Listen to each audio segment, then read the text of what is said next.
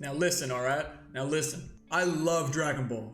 Some of the most influential and impactful media moments in my life have come from Dragon Ball, right?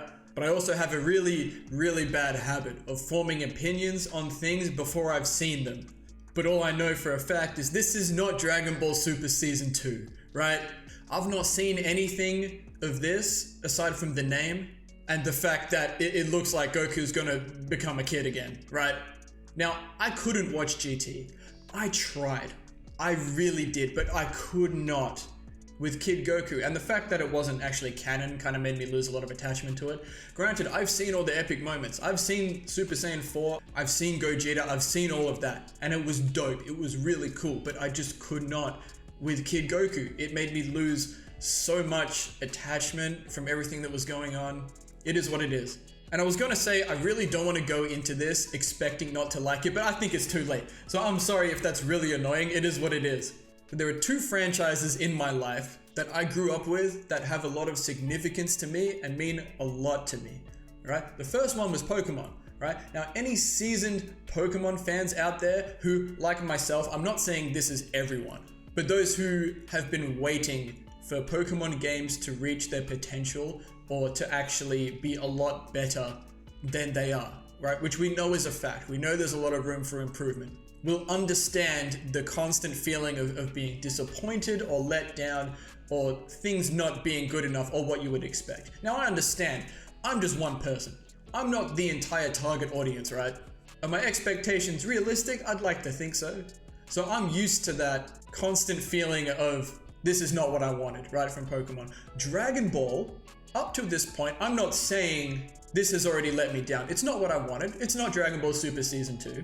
It's not all the cool things that I know are gonna happen. I'm not a manga reader, but I've seen things. I know some crazy things are about to go down. But this is really just not the direction I thought they were gonna take, right? Dragon Ball has only ever let me down once, right? Throughout all of Dragon Ball Z, all of Dragon Ball Super, the only time I felt let down by what they've done was some of the animation in Dragon Ball Super, right? It got a lot better. By the end of the Tournament of Power, there was some really crisp and good looking animation, right? But there are some of those scenes, especially in early Super, y'all will know what I'm talking about, that are just like, this just doesn't need to be this bad, right?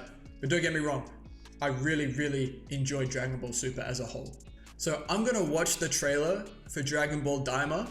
Like I said, I've seen no footage or anything from this, I've just seen a couple visuals. It looks like there is a Kid Goku, and I think I saw something about Supreme Kai as well, right? So I'm gonna watch this. Hopefully it can make me feel different. I'm mostly just, I wish it was Dragon Ball Super Season 2, right? Not very open-minded of me, but I just didn't think we'd ever get something that wasn't Dragon Ball Super Season 2, right? Okay, so I'm gonna watch that now and do my best to stay open-minded whilst watching it, kind of at least see what they're doing, right? Give them a chance to kind of impress me.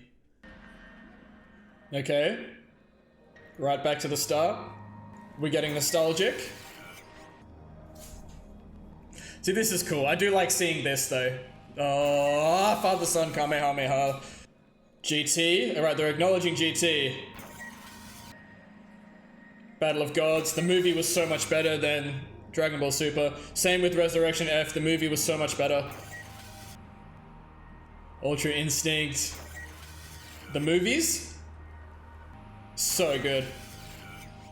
Superheroes. Alright. Let's see what they're doing. What have you got for me? I'm actually a little bit hyped right now, I can't lie. Oh, next year. Of course. I should have expected that. Okay, what do we got here? Okay. By the man himself. That's a good sign. I've actually got chills right now.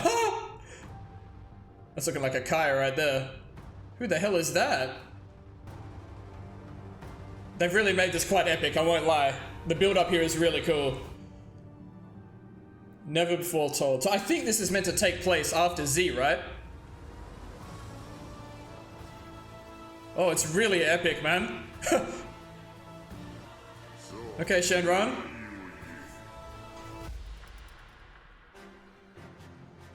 Here we go. Oh, not Vegeta as well.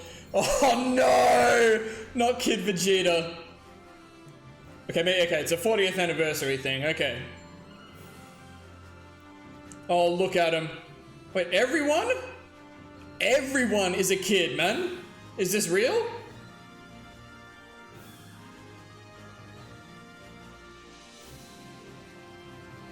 And the Kai's, Corrin. Oh, he got the stick back on him. It's kind of nostalgic. Ooh, that looks kind of good. Bobbity? Oh, what that mean? Okay, I like this. That's nostalgic. Dragon Ball Daima. Okay. Alright, okay.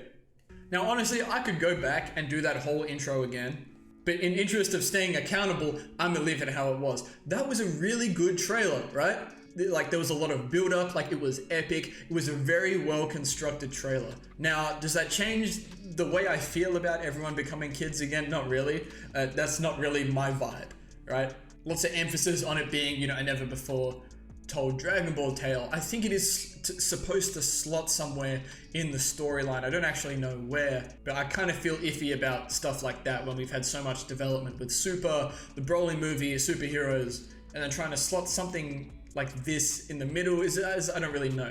But it's going to be next year. I am a little bit of a sucker for callbacks and things like that. So seeing Goku with like his original pole that he had from Dragon Ball is really cool. And there was Babidi and Boo as well. But look, the animation style looks really good. I'm happy with that. If they can construct some cool fight scenes and some epic moments, I'm always about that. So of course I'm gonna watch it, but like I kept saying, it's not what I wanted. It's not what a lot of us wanted.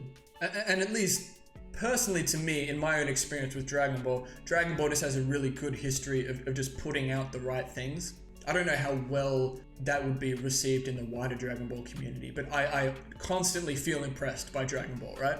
And with Akira Toriyama actually writing this, I'm sure he's gonna find a way to put some really cool things in there.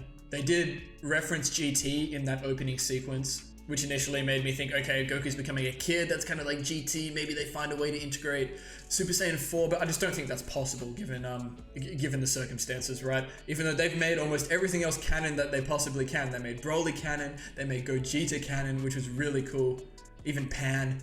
So I can't really rule anything out. I just don't see how it would be possible unless they meet like a new Saiyan, because it kind of seems to be a theme with all the Saiyans at this point, that their final form is all different, right? But anyway, I'm gonna wait for this to come out. I'm gonna stay patiently waiting for Dragon Ball Super Season 2.